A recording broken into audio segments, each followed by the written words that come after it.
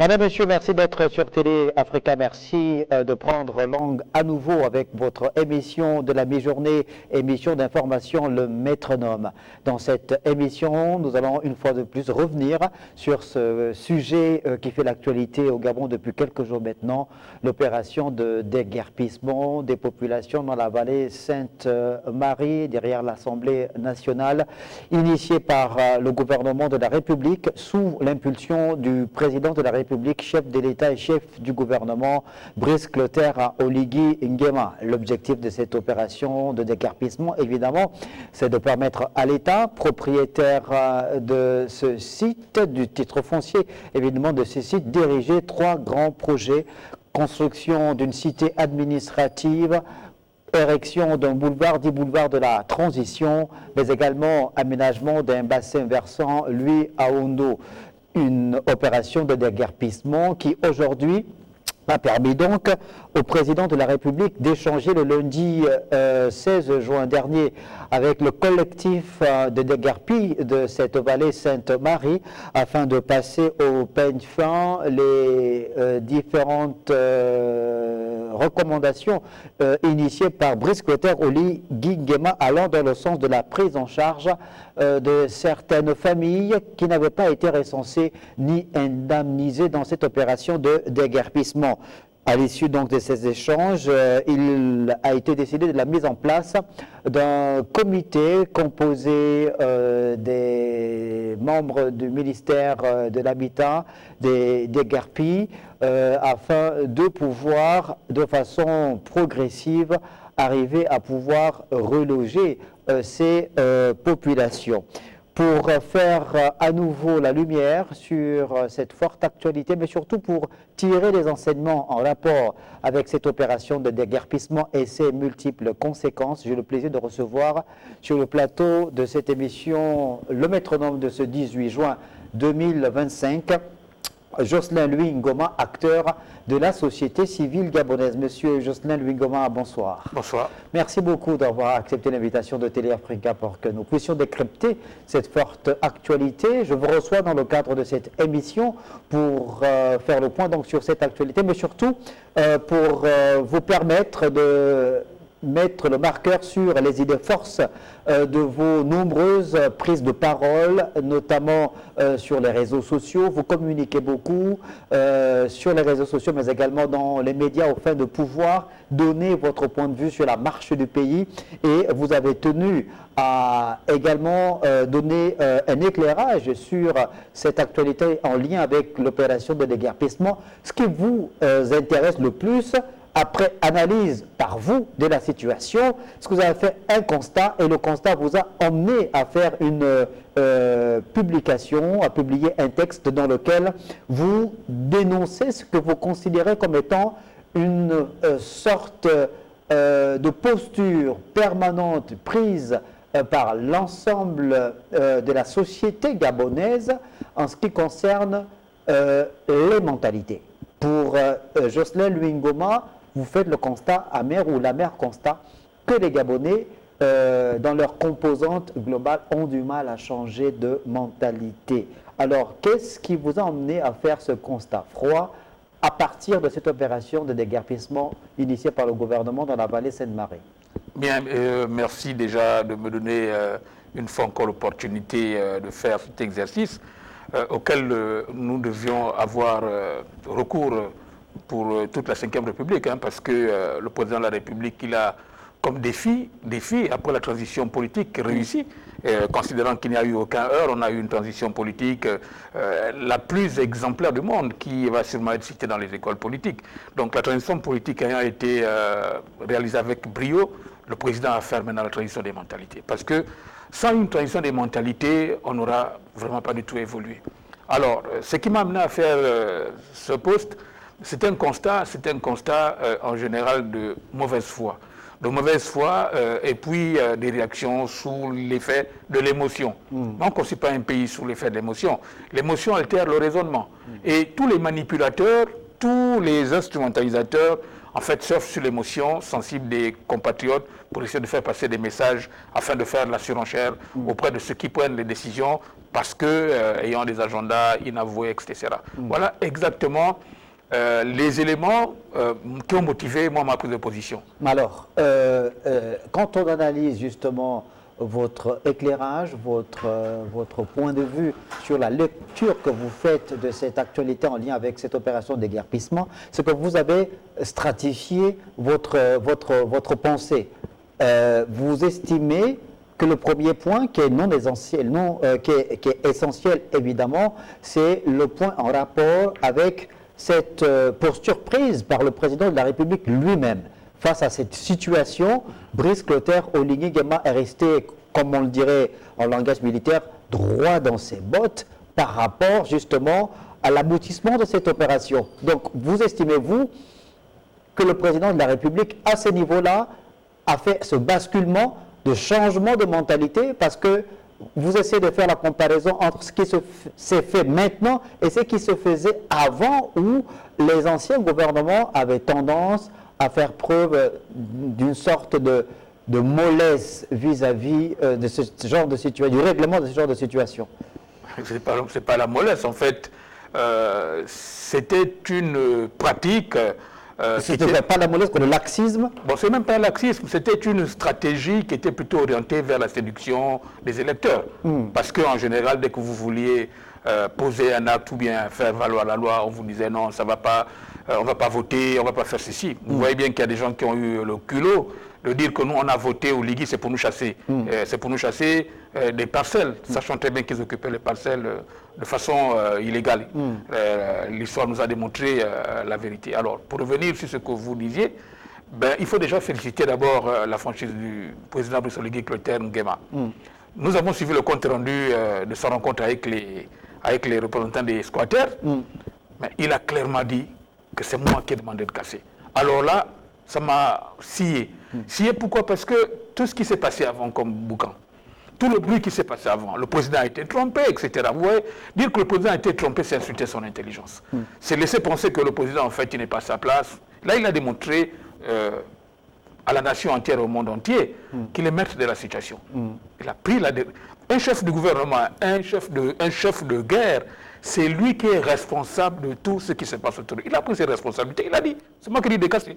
Mais est-ce que vous imaginez que c'est le président qui prend en charge tout le processus de déguerpissement jusqu'à la casse? Non, il a dit que c'est moi qui ai décassé.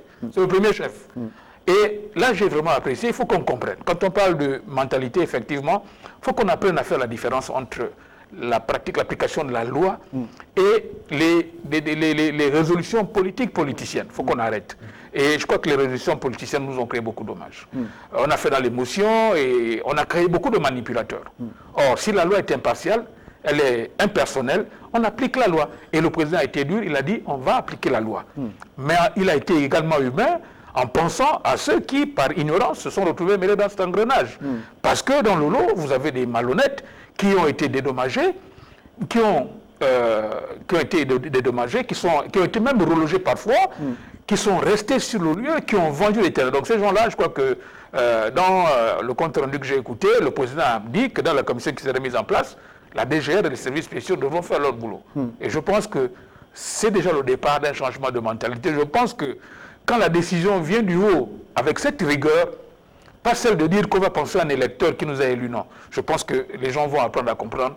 Et ceux qui sont dans la magouille, il a bien dit pas les tricheurs. Et je crois qu'ils vont partir d'eux-mêmes, mais en espérant simplement qu'ils seront rattrapés pour qu'à la longue, ce genre de comportement ne se reproduise plus. Donc pour Brice Clotaire Oligui Nguema, le changement, l'exemple doit venir du haut. Donc, en tant que président de la République, il prend ses responsabilités, il assume, il l'a dit donc de façon froide et responsable devant ce collectif de déguerpis de la vallée Sainte-Marie. Il a ordonné l'opération de déguerpissement afin évidemment que l'État reprenne possession de ce site qui appartient à l'État et puisse lancer les travaux de ces trois grands chantiers attendus. Alors, autre niveau, c'est que vous avez identifié par rapport au changement de mentalité, c'est le niveau en lien avec les populations, celles qui ont donc subi ces casses, celles également qui ont donné de la voix pour dénoncer, selon elles, l'irresponsabilité à ce moment-là, selon certains compatriotes du gouvernement qui auraient cassé sans avoir une once de langue de solidarité manifestée à l'endroit de ces compatriotes. Vous estimez qu'à ce niveau-là, il y a eu évidemment beaucoup de manipulation. Beaucoup de manipulation et beaucoup d'amalgame. Et pour revenir sur le compte rendu que j'ai écouté, très pertinent, la première chose qui m'a marqué, c'est que les populations semblent avoir compris qu'elles étaient en faute et que le président avait raison. Quand vous écoutez le compte rendu, j'ai écouté en fond sonore des gens qui disaient que le président, là, il a raison. J'ai entendu ça. Ça veut dire que si les gens prennent conscience, sans être instrumentalisés, qu'on peut obtenir la clémence du chef de l'État, là c'est dans le cadre du cadotage, moi je crois qu'il faut qu'on arrête. Quand les citoyens apprennent à comprendre que quand je suis en faute, il faut savoir accepter la faute. Parce que quand on accepte sa faute, c'est faire un pas vers la sagesse. Là, c'est déjà quelque chose de fondamental. Les personnes qui ont été instrumentalisées, elles-mêmes, sont en train de comprendre qu'elles étaient en tort. Et le président, il a annoncé une magnanimité, bon, un humanisme, on ne va pas dire magnanimité, parce qu'il a fait des propositions à ceux qui, en réalité, se retrouvent dans cet engrenage par ignorance. Ils se sont retrouvés empêtés dans cet engrenage par ignorance. Le président a fait des propositions à leur endroit, notamment à offrir à chaque famille soit une parcelle viabilisée, soit un logement de 3 chambres sous forme de location-vente entre 50 et 80 000 francs par mois sur 15 ans. Moi, je crois que c'est, honnêtement, il n'y a pas meilleur règlement de solution que ça. Ensuite, il y a un volet qui n'a pas été évoqué, et c'est le volet le plus important, qui n'a pas été évoqué, c'est celui des causes. Comment des citoyens gabonais ont pu être sur un site de l'État autant d'années sans qu'il n'y ait eu d'alerte? Ça voudrait nous dire qu'il faut nous renvoyer dans en fait, l'ordre ancien, notamment les dysfonctionnements en termes de gestion foncière et tout le reste. C'est là que la véritable réforme doit être faite. On va arriver sur ce point, évidemment, en lien avec les réformes nécessaires enclenchées par le gouvernement dans le cadre du foncier. Mais restons justement sur les attitudes, sur les comportements des Gabonais qui ont élu à une grande majorité Brice Clotaire Oligui Nguema, véritable plébiscite, on l'a dit le 12 avril dernier, 94,85%.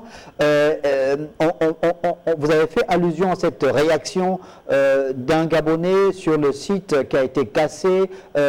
Sa prise de parole a été virale sur les réseaux sociaux qui s'étonnait du fait que le président de la République ait ordonné justement ce déguerpissement-là. Pourtant, ça ne s'est jamais fait, ça ne s'était pas fait sous Omar Bongo, encore moins sous Ali Bongo. Il s'est étonné que le président de la République, après avoir été élu avec 94%, déguerpisse les Gabonais. Bon. Vous ne comprenez pas qu'un Gabonais, justement, puisse avoir ce type de raisonnement-là, enfin, qu'il ait du mal à pouvoir basculer dans l'ordre nouveau. Ce monsieur, il est exactement dans les anciens schémas. Exactement dans les anciens schémas de la surenchère. Mais Dieu merci, j'ai suivi également sur les médias sociaux une réplique à cet individu. Et il y a un jeune qui semblait le connaître, qui a fait une vidéo et qui a indexé le monsieur en disant qu'il n'était pas sérieux, que non seulement il avait été indemnisé, mais qu'il est venu reconstruire sur le site et qu'il piquait de l'électricité et l'eau pour ses locataires chez les ambassades des autres, quelque part. Donc vous voyez que c'est quelqu'un qui a fait du bruit en se disant qu'on va être dans les mêmes schémas, celui de penser qu'on ne va pas être élu, on va être élu, etc. Et puis il a fait du bruit comme s'il avait raison, alors qu'en réalité, c'est quelqu'un qui n'était pas sérieux. L'autre, il y a un Gabonais qui a démontré le contraire. Donc je voudrais simplement dire par là que on a un véritable problème de mentalité qu'il faut véritablement restaurer. Dans un système informatique, on parle de reformatage. Il faut reconditionner la pensée gabonaise. Et il faut partir du principe que le peuple gabonais, je pense qu'il est assez mûr. Parce que le choix du président Oligui Nguema n'a pas été un choix, de cœur, c'était un choix de raison. D'aucuns disent qu'il était dans le système, etc. Moi, je dis qu'en étant dans le système, on est sous les instructions d'une autorité. Et même dans une famille, quand le père commence à devenir sénile, on le met de côté, on lui enlève ses responsabilités. Sinon, il va amener toute la famille au mur. Mais nul n'est sans ignorer que le général Oligui, en tant que militaire, il est aux ordres de qui? Du chef suprême des armées. Et le chef suprême des armées donne des instructions parfois il y a des mots nécessaires. Donc quand le chef de l'État, chef suprême des armées donne une instruction militaire, le militaire exécute. Jusqu'à ce que le militaire réalise que bon là, le chef il a quelques soucis. Je crois que c'est ce qui est arrivé. Le président Oligui s'est rendu compte que bon en face, le chef qui était là n'était plus cohérent. Il fallait mettre un terme à ça. Il l'a fait. Et le président, il est parti en exil. S'il était méchant, il aurait été plus brutal que ça. Mais il a compris que là, il y avait des problèmes. Il a arrêté tout ça. Et il donne une nouvelle impulsion. Mais les Gabonais ont compris que le choix d'Oligui, ce n'était pas un choix de cœur, c'était un choix de raison. C'est le moindre mal. Et tout le monde sait les compromis qu'il a dû faire pour qu'il n'y ait pas de fusion de sang. Parce que la guerre des lobbies qui aurait dû éclater, on aurait assisté à un carnage. Il a réussi à manœuvrer pour tirer son épingle du jeu. Aujourd'hui, Oligui, c'est le président de la République. C'est un homme seul. Quand je dis un homme seul, la décision lui incombe parce qu'il va en assumer les conséquences au bout de son mandat de 7 ans. Il a dit d'ailleurs dans une de ses interventions à la télé, en 7 ans on peut faire beaucoup de choses. Si en 7 ans je n'ai rien fait, chassez-moi. Il faut le faire. Dire ça, il faut le faire. Et le geste qu'il vient de faire avec les déguerpis, moi je pense que le temps est donné. Il va falloir simplement que la pédagogie suive, que les gens comprennent bien que la mentalité est à refaire, qu'on est dans la 5e République. Il faut changer nos habitudes. Donc pour Brice Clotaire, Oligui Nguema, il faut passer de la parole aux actes, la parole donc à l'acte. Et pour ce qui est de cette actualité en lien avec la construction de ces 3 grands chantiers, ces 3 grands projets, on l'a dit, la cité administrative, le boulevard de la transition et l'aménagement du bassin versant, c'est le début de l'aboutissement des vieux projets, puisqu'on sait que des décrets d'utilité publique de ce lotissement de la ville de Libreville avaient été pris par les différents gouvernements depuis plus d'une trentaine d'années maintenant, mais ça n'avait jamais été appliqué sous Omar Bongo.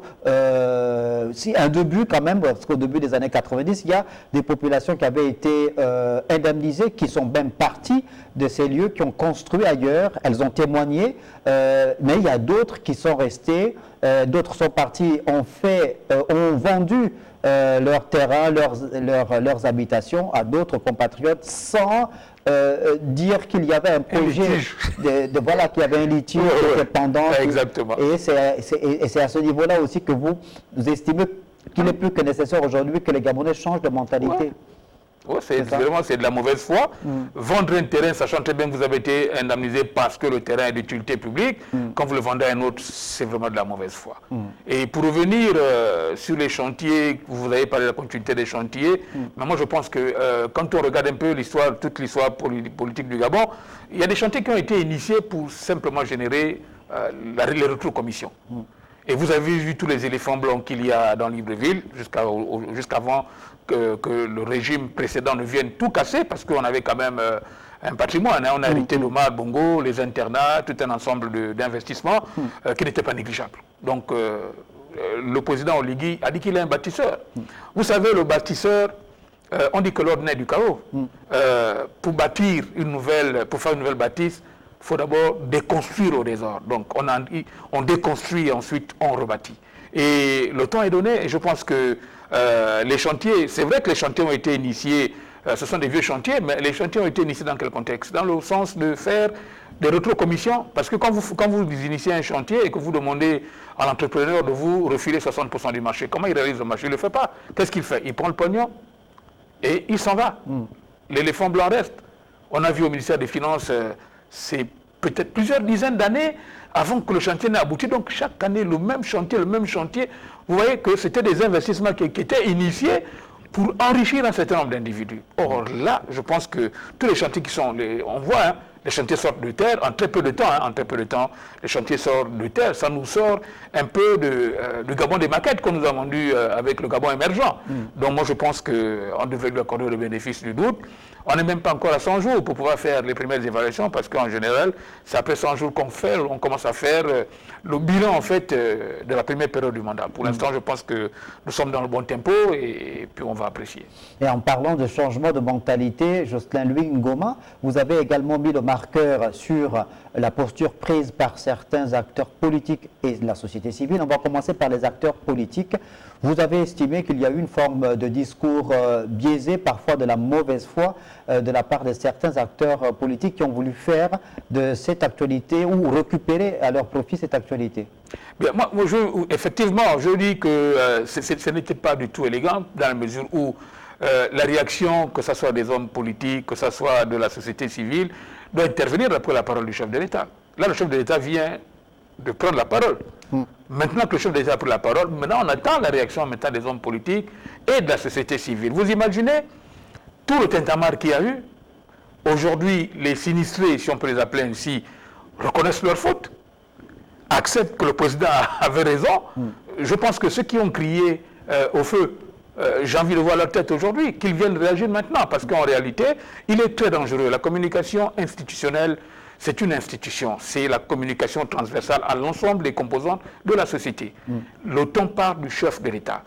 Et le porte-parole du chef de l'État, il est désigné selon des formes accoutumées. Donc, en dehors de ces canaux, de communication, mais aucun autre canal n'est crédible. Donc, il faut faire attention. Quand on a une certaine étiquette, on ne peut pas se permettre de prendre la parole sans avoir le mandat populaire. On a la fâcheuse habitude, sur les réseaux sociaux et un peu sur les espaces publics, je vois des compatriotes se permettre de parler au peuple gabonais. Peuple gabonais, mais vous êtes qui pour dire peuple gabonais? Vous n'avez aucun mandat. Vous n'êtes pas autorisé à parler au peuple gabonais. Vous n'êtes personne. Mais quand vous avez une étiquette d'une personnalité publique, il est extrêmement dangereux de polluer la parole officielle. Là, vous parlez de certains acteurs de la société. De tout le monde en général, de toutes les personnalités publiques, c'est-à-dire les politiques, les acteurs de la société civile, les acteurs, ce sont des personnalités. Un acteur politique, encore lorsqu'il a un mandat du peuple, il peut s'exprimer. Bon, là, on n'est pas totalement sorti de la transition, puisque le Parlement actuel il est toujours la transition. Exactement. Donc là, en fait, mon message s'adresse à toutes les personnalités publiques. Une personnalité publique, c'est la société civile. Ce sont les personnalités politiques. Donc il est extrêmement dangereux, quand vous n'avez pas le mandat du peuple, de parler au nom du peuple. Ou encore au nom du chef de l'État, parce que le chef de l'État, il a un mandat du peuple. Le président de la République a le mandat du peuple depuis le 12 avril 2025. Donc la parole institutionnelle, elle incombe au chef de l'État et les canaux, associés. Donc il est dangereux de venir prendre la parole au nom du chef de l'État, sans en avoir la légitimité, encore moins la légalité. Et aujourd'hui, le président a été trompé, il a dit qu'il n'a pas été trompé, c'est lui qui a dit de casser. On fait comment? Alors, ces changements de mentalité, vous souhaitez évidemment qu'il impacte toutes les couches sociales, toutes les couches au sein de la société. On est en train de parler de la société civile, puisqu'il y a des acteurs de la société civile, depuis quelques jours, sont sur le terrain, au niveau de la vallée Sainte-Marie. Ils ont mis en place un comité de médiation et de facilitation, semble-t-il. Ils auraient reçu l'onction, selon eux, du président de la République. On a accusé dans les gouvernements précédents la société civile ou certains acteurs de la société civile d'être des acteurs d'une société civile de service ou au service du pouvoir. Et vous estimez-vous que la Ve République devrait nécessairement tracer une ligne de démarcation entre les gouvernants et la société civile, c'est ça? Bien sûr que chacun doit faire son rôle. La société civile a pour rôle la veille citoyenne, le contrôle de l'action des gouvernants, la dénonciation des dérives et parler au nom, enfin prendre la défense des voix des opprimés. Dites-moi, la commission de... Vous avez appelé ça comment là? Médiation de facilitation. La commission de médiation de facilitation qui a été mise en place pour faire la médiation avec qui? Le président a dit que le président a reçu les parties prenantes. Hein, les parties prenantes. La médiation de quoi? Le débat était franc. Le débat était franc entre le chef de l'État et les représentants des sinistrés. Quelle médiation? Non, soyons sérieux. Il n'y a plus de médiation. Il n'y a pas de médiation en réalité.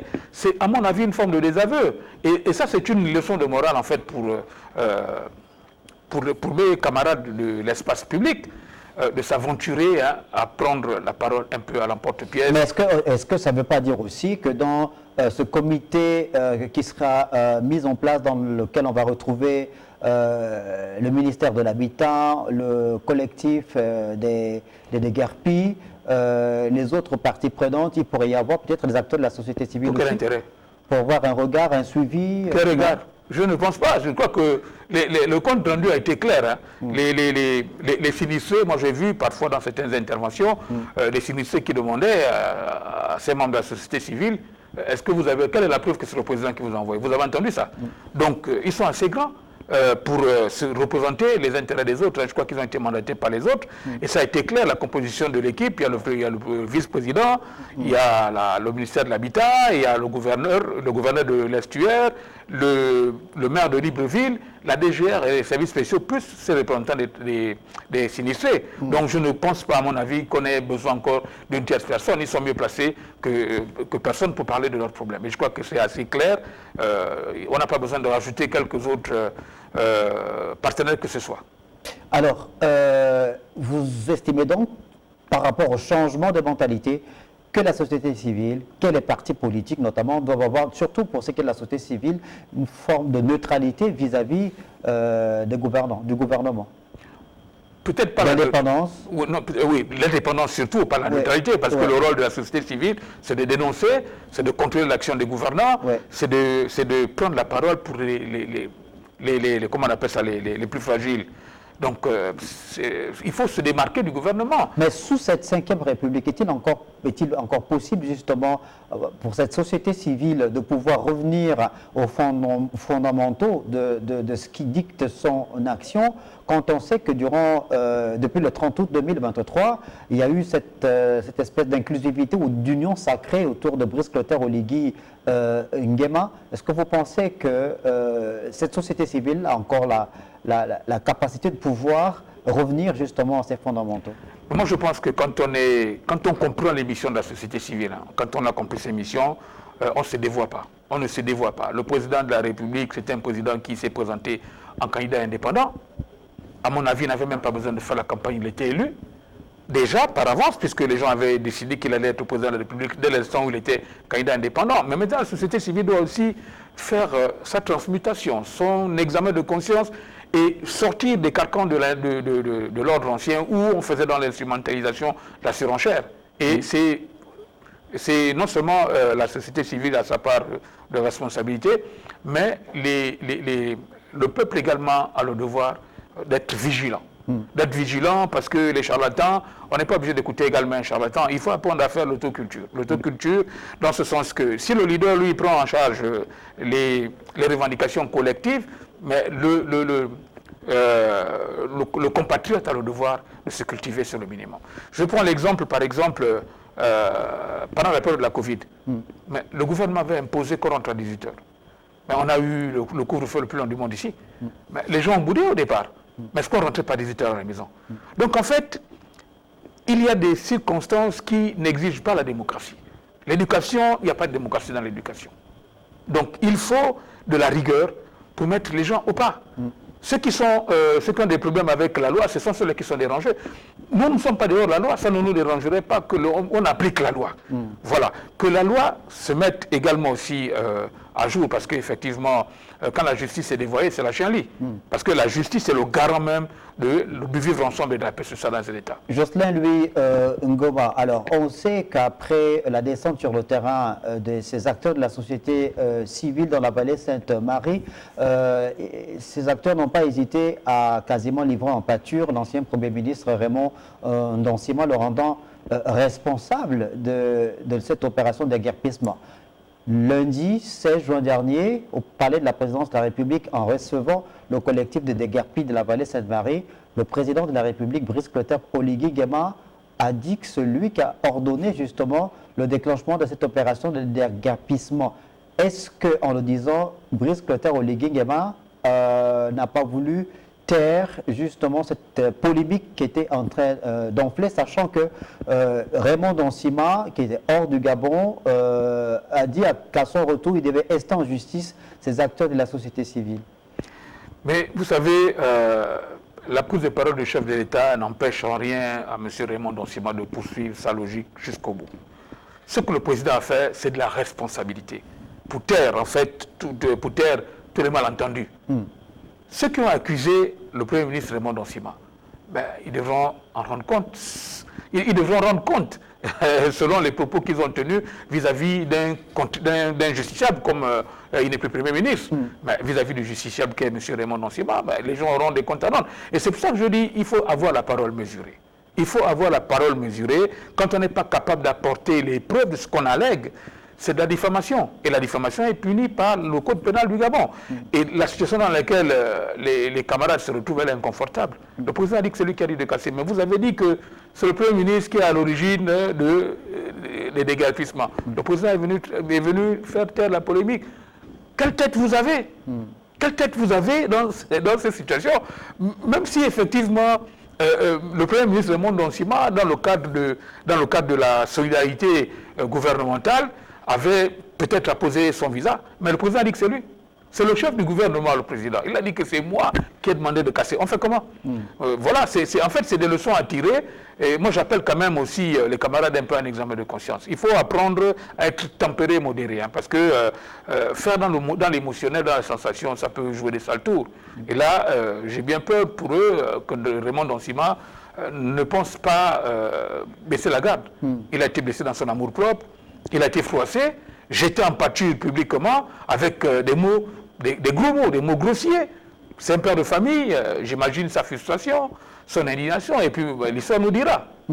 Alors, Justin Louis Goma, vous avez abondamment parlé de la société civile. Revenons sur les acteurs politiques, parce que vous n'avez pas, vous avez trouvé un peu confus, parfois illisible, la posture prise ou la pensée de certains acteurs politiques depuis le début de cette opération de déguerpissement au sein de la vallée Sainte-Marie. Vous estimez que là aussi les acteurs politiques ont un devoir de responsabilité en pareilles circonstances? Bien sûr qu'on a un devoir bien sûr que les acteurs politiques ont un devoir de responsabilité. Quand on regarde la définition de la politique, c'est la gestion de la cité. Donc si on aspire à la fonction suprême, on ne doit pas faire dans le sensationnel, on doit avoir une position mesurée. C'est vrai qu'on peut attaquer un adversaire politique, parce que étant au pouvoir, mais il faut quand même avoir des positions qui soient des positions mesurées. La preuve, c'est que en voulant instrumentaliser des gens, la situation ayant évolué sur le terrain, on a l'air un peu idiot, excusez-moi l'expression. Mais en ce qui concerne justement les acteurs politiques, je crois qu'il y a une réforme au niveau des partis politiques. Avant de prendre la parole au nom des partis politiques, moi je pense qu'il faudra justement d'abord faire la mise à jour de tous ces éléments-là. Vous savez que les nouvelles conditions ont été sont exigées, parce que la carrière des partis politiques qu'on a connue par le passé, à un moment donné, c'est invivable. N'importe qui se lève un matin et puis il a une chapelle politique qui n'existe que de nom, qui n'existe que sur les papiers, il n'a pas de siège, il traîne dans la rue et puis c'est des partis politiques. On a une centaine pour un petit pays comme le Gabon. C'est pas possible. De certains acteurs politiques qui sont à rebours de cette nouvelle loi, des partis politiques estiment que ces conditionnalités ou ces conditions qui désormais vont sous-tendre la création des partis politiques vont quelque peu tuer la démocratie, empêcher l'expression du pluralisme politique dans notre pays. Moi, je ne suis pas... Non, c'est pas vrai. C'est pas vrai. Moi, je pense que la pluralité des partis, c'est un indicateur de mal-vivre. Parce qu'autant de partis politiques, c'est une cacophonie. Normalement, vous regardez chez les autres, on a deux camps. On a l'opposition, la majorité présidentielle. Donc, on a les extrêmes. Mais parfois, on a le centre. On a le centre et les extrêmes. On n'a pas son parti. Ça n'a pas de sens. Ça voudrait simplement dire que si on a autant de partis, ça veut dire que les intérêts sont ailleurs. Et je crois que si on veut ramener la parole à l'harmonie, si on veut ramener le débat à l'harmonie, à un débat contradictoire de qualité, il ne faut pas qu'il y ait plusieurs sons de cloche, sinon c'est aussi la cacophonie. Jocelyn Louis Goma, votre posture, votre point de vue par rapport à cette opération de déguerpissement, c'est aussi que vous estimez que le gouvernement a quelque peu failli dans la gestion de cette crise finalement, puisqu'aujourd'hui on peut parler plus ou moins de retour au calme dans la vallée Sainte-Marie, mais les premiers jours ont été extrêmement difficiles pour les populations. Et là, vous dénoncez l'absence de réactivité ou de proactivité de la part du gouvernement via ces ministères techniques comme le ministère des Affaires sociales et le ministère de la Famille. Vous vous étonnez du silence de ces deux départements ministériels? Mais en toute franchise, je pense que dès qu'il y a un sinistre, hein, que ce soit un sinistre naturel ou un sinistre comme c'est le cas, je crois que le département concerné, c'est d'abord le ministère de la Famille. Le ministère de la Famille doit se prononcer. Le ministère des Affaires sociales également doit prendre en charge, parce que ce que le ministre de l'Éducation nationale a fait en prenant en charge les bacheliers sinistrés, bon, elle a pensé à son département. Oui, les élèves de classe de terminale. Les classes de terminale, elle a pensé à son département, mais il y a des ministères clés qui sont au centre de toute l'activité de la société. Ces ministères-là, à mon avis, devraient quand même se prononcer pour accompagner la mesure, on va dire, dure. La loi est dure, mais c'est la loi. Le président a dit qu'il ne recule pas. Il a dit, voilà, bon, tout le monde est d'accord. C'était sur le terrain de l'État, vous quittez. Il a dit. Mais après que c'est quand même des compatriotes gabonais qui doivent bénéficier. Est-ce que c'est clairement une démission, puisqu'on sait qu'il y a, dès les premières heures de cette opération de déguerpissement à la vallée Sainte-Marie, une compatriote qui a officiellement offert de façon gracieuse, à titre temporaire, son habitation en logeant plusieurs familles. Et je pense que le président de la République a même fait une descente. Voilà, je crois, est allé rendre visite à cette dame, l'encourager et promet certainement la décorer afin de pouvoir rendre honneur à cette dame qui a manifesté un élan de solidarité vis-à-vis de ces familles en détresse. Est-ce que là, on marche un peu sur la tête qu'une compatriote, qu'une citoyenne mette son logis à disposition et que ces deux ministères, celui de la Famille et des Affaires sociales, ne réagissent pas? Bon, moi je pense que c'est véritablement un problème. C'est-à-dire que la solidarité nationale, ça a un sens. La solidarité nationale, l'État a une politique. Il y a des départements qui sont censés gérer la solidarité nationale. Et je pense que c'était à elle de prendre le relais. Le premier jour, malheureusement, on est encore je pense que les gens sont encore dans les nuages. On n'a pas encore bien cerné ce qui est en train de se passer. Il faut que les choses se mettent en place. La solidarité des citoyens, c'est bien. Il faut qu'on arrête d'aller sur les réseaux sociaux pour appeler le chef de l'État pour régler les problèmes qui concernent des départements techniques bien précis. Il faut qu'on arrête d'aller sur les réseaux sociaux pour demander de l'aide aux autres compatriotes. Il y a des dispositions dans un gouvernement organisé avec des départements techniques qui gèrent tous les volets de la société. Donc oui, je dis comme ça sans être méchant, la société, comme on appelle ça, le ministère de la Famille et les autres départements techniques devraient normalement prendre le relais. Le président a donné le ton, mais le relais doit être pris pour prendre en charge effectivement les gens qui sont dans la détresse, jusqu'à ce qu'une solution soit trouvée, puisque le président en a trouvé deux. Voilà. Alors, le changement de mentalité, pour vous, Jocelyn Luingoma, sous la Ve République, c'est un reformatage, un changement de paradigme de l'ensemble, on a dit, des couches sociales au sein de la société. On a vu sous d'autres cieux, lorsqu'il y a des périodes de crise, pour quelque raison que ce soit, une véritable mobilisation. Là, on est en train de parler du gouvernement à travers les ministères techniques que sont le ministère des Affaires sociales et de la Famille. Mais il y a d'autres entités, il peut y avoir la Croix-Rouge, la mobilisation du SAMU social, mobilisation des associations. Certains se sont même étonnés du silence de l'Église. L'Église, dans sa globalité. Pas que l'Église, je veux dire des confessions religieuses. Ouais, moi je pense moi je crois qu'on n'est pas encore réveillé de l'enfermement parce que je vous disais qu'on a fini la transition politique, mais les mentalités, je vous dis que c'est un état d'esprit. Cet état d'esprit doit être inculqué, mais il faudra que le président donne le temps. L'état d'esprit de la République, en fait, ça doit être inculqué, que les gens comprennent que chacun reste à sa place, qu'on évite les amalgames. Et ce sont ces amalgames-là, quand on a des gens qui sortent à l'emporte-pièce et disent tout et n'importe quoi, bon, les gens s'abstiennent aussi de prendre la parole. Hein. Mais comme on dit aussi, la nature a horreur du vide. C'est-à-dire que là, on est en train de parler où certains pointent un doigt accusateur contre ces acteurs de la société civile qui ont cru bon d'occuper l'espace, mais la nature a horreur du vide. Ils ont réagi, les confessions religieuses auraient pu réagir, la Croix-Rouge aurait pu réagir, le SAMU social, comme on l'a dit, mais voilà. Je ne refuse pas que la société civile a occupé l'espace, mais moi, c'est les éléments de langage qui posent problème. On ne parle pas au nom du chef de l'État. Si on fait comme la dame qui a logé, il n'y a aucun problème à ce niveau. Et puis après, il y a des crises, il y a des catastrophes naturelles. Hein. Les catastrophes naturelles, elles ne sont pas prévisibles. Hein. Donc tout le monde se mobilise, hein, y compris les citoyens. Tout le monde se mobilise. Hein. Oui, mais là, on était déjà on est dans la détresse. L'opération est justifiée puisque on a dit ce lotissement appartient à l'État, le titre foncier est à l'État. Il y a le décret qui avait été pris justement donnant à la force publique, à l'État d'agir. Ben, bon, on a cassé, ça a été cassé, les familles se sont retrouvées dans la rue, dormant à la belle étoile, devenues vulnérables du jour au lendemain. À partir de ce moment-là, le devoir de solidarité doit se manifester vis-à-vis de ces compatriotes qui sont dans la détresse. Mais je n'en discute même pas. La preuve, c'est que le ministre Kamilan Toutouma a fait sa part. Donc cette solidarité, elle n'a pas la même nature qu'une solidarité qui intervient quand il y a une catastrophe naturelle. Quand il y a une catastrophe naturelle, un problème d'envergure nationale, à partir de cet instant, nous tous, tout le monde met la main à la pâte, c'est comme aller sur le drapeau pour l'effort de guerre. Bon, là, on n'est pas dans une situation de catastrophe naturelle, il ne faut pas qu'on dramatise, c'est une situation d'un dysfonctionnement sur le plan administratif qui n'a pas été, d'un dysfonctionnement sur le plan administratif et d'un comportement sur les compatriotes sur le terrain. Comme je disais tantôt, il aurait suffi que ces gens-là ne soient pas là. Parce que j'ai dit tantôt aussi que tout a été évoqué ici, sauf les causes.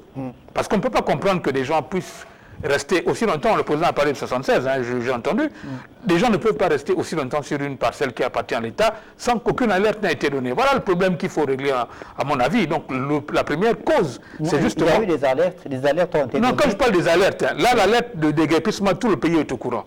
Les alertes dont je pense, c'est les ministères en charge de déguerpir les gens qui auraient donné des alertes avant que les gens ne s'installent, c'est-à-dire que les gens ne se seraient même pas installés, il faut se reste à la loi. Mais si les gens sont venus s'installer, on ne construit pas une maison d'un claquement des doigts. On transporte du sable, on met les briques, on met du temps. Donc on voit comment le village grandit. Donc le village a grandi devant les gens ne font aucun effort. Et je suis, dans mes petites recherches, je sais, parce que nous-mêmes aussi on a été des déguerpis à l'hôpital des Chinois. À l'hôpital des Chinois, nous... De Bellevue 2 De Bellevue 2. Nous étions, on habitait là. Nous avons été déguerpis pour être logés en Zion, la première cité. Voilà. Donc ce n'est pas des choses qui existent aujourd'hui. L'État a pris des mesures. Mais quand l'État vous demande de partir, et on vous donne une solution de remplacement, vous ne partez pas, c'est de la mauvaise foi. Et si quelqu'un s'installe à un endroit, durablement, il y a une complicité passive de l'État, soit passive, soit active. Et la complicité active, c'est qu'on crée des squatteurs fictifs pour bénéficier des dédommagements. Ça, ce sont des choses qu'on a vues. C'est pour ça que je disais que la première cause de tout ce qui se passe aujourd'hui, c'est justement la gestion administrative des propriétés de l'État, donc le foncier de façon générale. Le foncier, évidemment, c'est une question très pertinente, très importante, un sujet très important pour la suite, puisque cette opération de déguerpissement va s'étendre à d'autres sites, oui. Dans la ville de Libreville. Il y a déjà en face de l'ambassade du Liban ou de Russie, plusieurs habitations partant de là jusqu'au rond-point de la démocratie qui ont été identifiées, dont les propriétaires devraient libérer les lieux depuis plusieurs années maintenant, mais ces personnes sont toujours sur place. Donc, pour vous, aujourd'hui, il faut nécessairement qu'il y ait un changement de mentalité, là aussi, par rapport à la gestion du foncier. D'abord, par l'État, par le gouvernement. Non seulement le gouvernement, mais il faut qu'il y ait un état d'esprit citoyen. Vous voyez la bretelle du 5, l'échangeur du 5. Comment on peut construire à l'échangeur? Vous avez vu les gens qui ont construit sur la glissière, là? Mais les gens construisent là, on les a vus construire. Bon, vous avez vu dans quel pays du monde où il y a des habitations au bord de l'échangeur? Il n'y a pas ça. Mais ils sont là, on a bien vu comment ils ont construit. L'État n'a rien fait. Après, l'État va venir pour les déloger, mais à un moment donné, il y a un problème. Donc, en fait, il y a une responsabilité collective notamment de la part de ceux qui gouvernent et de la part des citoyens. Mais le ton doit venir de ceux qui gouvernent. C'est eux qui donnent le ton et les mesures de contrôle, d'accompagnement, etc. doivent suivre. Parce que les gens viennent s'installer, ils essayent. Hein. Si il y a un qui est venu, personne ne dit rien, les autres viennent jusqu'à ce que les gens s'installent et ça devient un problème social. Moi, je pense que l'État devrait, normalement au niveau des réformes, faire en sorte que les gens ne s'installent plus de façon anarchique. Si ce sont des terres qui sont déjà identifiés comme d'utilité publique, non seulement elles doivent être publiées au journal officiel, elles doivent être rendues publiques, comme ça au moins tout le monde sait que celui qui vient s'installer à cet endroit, il prend le risque de se faire déguerpir, et voilà. Donc c'est tout ça. C'est pourquoi moi je disais que la responsabilité incombe, moi, au gouvernement. Vous parlez donc de la gestion du foncier, l'accès à l'habitat. C'est un sujet qui reste évidemment d'actualité au regard du déficit en logement qui existe au Gabon. Depuis le 30 août 2023, le Comité pour la transition et la restauration des institutions avait initié des actions dans ce sens-là, en aménageant un lotissement du côté d'Igoumier dans la commune d'Ovendo. On est dans le Grand Libreville. On sait qu'il y a certains quartiers dits sous-intégrés dans Libreville, dans le 3e arrondissement, une partie du 2e arrondissement, notamment dans le 5e arrondissement également, sans citer ces quartiers-là que nous connaissons tous. Brice Clotaire Oligui-Nguema veut redonner une image des plus reluisantes à Libreville. Sans nul doute, évidemment, que ces quartiers, de façon progressive, seront détruits. Donc, il va falloir penser à aménager justement des terrains pour accueillir dans les prochaines années ces populations qui seront déguerpies de ces quartiers sous-intégrés de Libreville. Mais vous voyez la situation, pour ceux qui sont là de façon, qui sont là déjà depuis très longtemps, le problème n'est plus un problème de terrain, parce que quelqu'un qui a mis 20 ans à construire une bâtisse dans les conditions que nous connaissons, hein, on a transporté le sable sur le seau pour aller dans des endroits un peu accidentés, etc. Escarpé. Voilà, ces gens-là, on va leur donner une parcelle, ils ne vont rien faire, ils ne pourront rien faire. C'est-à-dire que, moi je pense, comme dans certains États, où on reloade les gens par le système d'effet tiroir. C'est-à-dire que si on va déloger des gens comme ça, on met des endroits provisoires où on va les parquer, le temps qu'on les reloge ailleurs. Et si on veut véritablement créer des nouvelles, si on veut vraiment aménager la physionomie de la ville, moi je pense qu'il faut fonctionner comme ça, parce qu'après on crée des problèmes sociaux. Les gens sont restés 20 ans. L'habitude étant, la loi naisse des habitudes, les gens sont restés pendant 20-30 ans à des endroits où ils n'ont jamais été inquiétés. Et puis, non, il y a des quartiers quand même qui sont dangereux. Si on il y en a qui sont dans des cuvettes. Si on bien prend sûr, justement. Une partie de belle peinture, par exemple. Tous ces gens-là, y compris, voilà, il y a des inondations, il y a des éboulements. On a vu des routes où des gens sont décédés parce qu'il y a eu des éboulements. Là aussi, bon, c'est véritablement une politique en matière de logement qui doit être mise en place pour mettre en sécurité tous les compatriotes. Bon, les gens habitent dans des situations de fortune, il faut leur offrir la possibilité d'avoir un logement à des conditions acceptables. Moi, je pense que si le président propose ce genre de choses, je crois que les gens vont quitter ces zones-là, parce qu'ils sont allés là-bas, ils n'ont pas eu le choix. Non seulement l'accès à la terre, c'est une complication. La procédure de régularisation foncière, c'est la croix et la bannière, dont les gens sont de façon illégale sur des sites, parce que pour avoir le titre foncier, je vous assure, je connais un peu comment ça fonctionne, c'est la croix et la bannière. Donc, faire en sorte que l'accès au titre foncier soit facile déjà, éradiquer les différentes étapes inutiles, parce qu'il y a beaucoup d'étapes, en fait, à mon avis, qui ne servent à rien du tout pour l'accès au titre foncier. Au contraire, on donne l'opportunité de multiplier les réseaux de business. Voilà. C'est un gros business où les gens en détresse se font arnaquer dans les parcelles, je vous assure. Il y a des arnaques en tout genre. Les gens sont en détresse, ils se disent, bon, ils payent, alors qu'en réalité, le terrain est vendu à plusieurs autres personnes. Donc tout ça, ça doit être également réglementé pour qu'on ne se retrouve plus dans des situations où les gens sont en détresse. Jocelyn, lui, Goma, peut-être terminer par là, la synthèse de votre pensée en rapport avec le changement de mentalité que vous estimez être nécessaire pour que les Gabonais assimile mieux ce changement, ce basculement vers cette nouvelle république. On est donc dans ce domaine lié au foncier, au bâti. Mais vous estimez évidemment que ce changement de mentalité doit impacter l'ensemble des secteurs. C'est une contrainte. Hein. Le changement de mentalité est une contrainte. Si on reste sur le plan technologique, quand on passe d'une version à une autre sur le plan informatique, quand les versions évoluent, il y a des logiciels que vous ne pouvez plus utiliser il y a des applications qu'on ne peut plus utiliser avec les anciens logiciels. Là, la 5e République n'est pas compatible avec le logiciel de la 4e République. Ce n'est pas possible. On est obligé, c'est une contrainte. Il faudra déjà que nous-mêmes, les compatriotes, acceptions qu'on est en erreur, on est hors la loi, on doit se mettre en phase avec la loi. Mais le temps doit être donné par le haut. Et il ne doit pas avoir de l'inéquité. C'est ça justement, il faut la justice sociale, l'équité, et la transparence et tout le tralala. C'est tous ces éléments qui feront en sorte que les populations soient impactées. Et je vais terminer par là, en vous donnant également la mission, en tant que média, de faire en sorte qu'il y ait des tribunes qui permettent d'éduquer de façon populaire. On avait à l'époque, là on va sur la politique, la minute du parti, on a été inoculé par la minute du parti. Pourquoi on ne ferait pas la même chose pour l'éducation populaire? Nous, quand on était à l'école primaire à l'époque, on avait la morale, on avait l'éducation civique, il y avait une pensée du jour, mais on nous a inculqué ces éléments-là comme des valeurs. Mais les valeurs de la République doivent être enseignées depuis l'école primaire. Vous voyez, les petits Coréens là, on les apprend la citoyenneté quand ils sont encore à la maternelle. Mais c'est un état d'esprit. Ça n'a rien à voir avec la lobotomisation, non. Mais moi je pense qu'il y a ce qu'on appelle des dictatures éclairées. Je suis désolé, la rigueur, il y en a qui la confondent à la dictature, mais il y a des peuples qui méritent d'être... Il y a des peuples qui méritent d'être dictés. Parce que quand l'indiscipline s'est installée comme norme, il faut quand même de la discipline pour amener les gens à la raison. Et je pense que la situation du Gabon, il faut que la discipline revienne. On a un militaire, il sait sûrement manier la carotte et le bâton.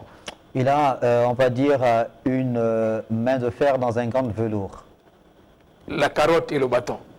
Merci Jocelyn Louis Goma, acteur de la société civile. Merci beaucoup d'être passé sur le plateau de l'émission Le Métronome. Merci de nous avoir donné votre éclairage sur cette actualité en lien avec l'opération de déguerpissement dans la vallée Sainte-Marie. On retient évidemment que le président de la République a échangé avec le collectif de ces déguerpis de la vallée Sainte-Marie, la mise en place d'un comité composé évidemment des techniciens du ministère de l'Habitat, de DEGERPI et de toutes les parties prenantes qui devront donc pouvoir mener des opérations dont l'objectif reste de pouvoir loger ces Gabonais qui n'avaient pas été recensés ni indemnisés.